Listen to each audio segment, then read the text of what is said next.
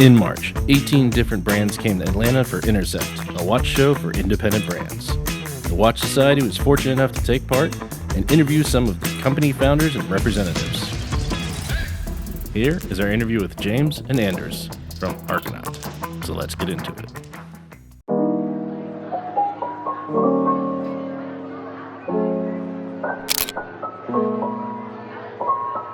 Good question. I think what makes us tick is what we call experimental watchmaking, which means that we try to take things from around us, like old car paint, like slate stone from our backyards, and then turn it into something different, like reconstruct it into watches. Basically something that you can wear and stories for your wrist. I mean, luxury doesn't need to be tied to financial value. Gold and diamonds and rubies aren't the only items of value out there. If you're really, really into cars, I mean, we were looking at dried car paint on the back of this wall thinking, oh, there's maybe something we can do there. Or it could be, I don't know, just some item that has some kind of a connection to you for your own specific reason. That's absolutely something that you can kind of find to tell a story with.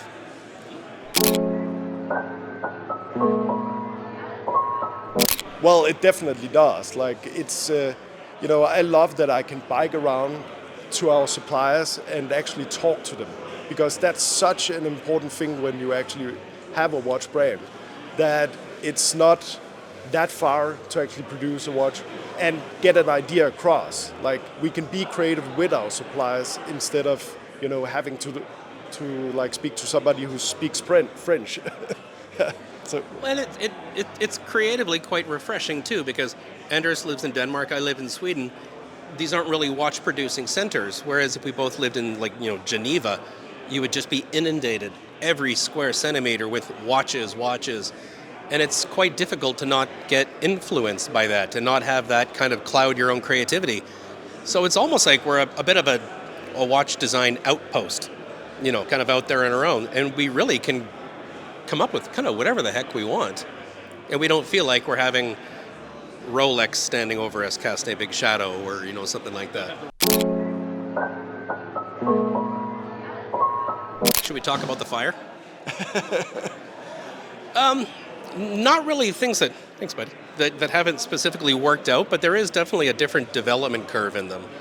We were trying to do a watch style made of chalk, and I think we kind of arrogantly thought it would just be mixing resin and white chalk. Chemically, there was some stuff going on, and it just looked like peanut butter when it was done. It looked absolutely terrible. So we needed to then kind of take off our watch designer hat, put on a bit of a chemistry teacher hat, and start figuring out what the conflict was, why the colors were changing what they were. And I mean, you might say it was a bit of a failure because it took 10 times longer than it should have, but now you sort of become a bit of a mini expert on that specific little thing, and I don't think anybody else in the watch industry is. So that's a nice kind of ace to have up your sleeve, I think. The ability to make giant mistakes and find your way back. Yeah, we have a lot, we basically have a long list of ideas.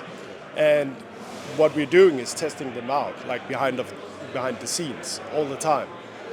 Some of them works, some of them doesn't work, but so we have plans for the next couple of years. But I wouldn't say that we always have specific. We have the platforms, I would say, the foundations more, and then we steer in a specific direction, but then probably end up taking detours. And I mean, we need to allow ourselves room to make mistakes and to develop as we go. I think if we look at it, this is where I tend to make these guys crazy, is I'm in it for the goofy artistic journey of discovery. And when you're the guy that has to schedule things and say, that's great, but by Q3 we have to deliver 26 watches, it doesn't work. So it definitely needs to have the artistic side, the developmental side, and especially the organizational side. If you're in it for longer than 5 years. I mean, a 5-year period of cool is great. I'm aiming for 45 years of it. I think my kids will work for Arcanaut, like it or not. I mean, that's the plan. That's the plan. That's the legacy.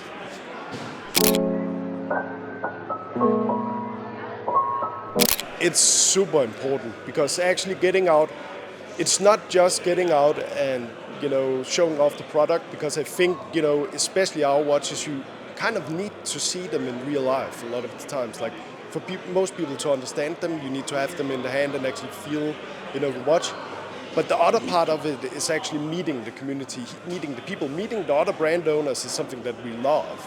But we're meeting today a lot of our customers that we have never met before, and that's also a big draw for us.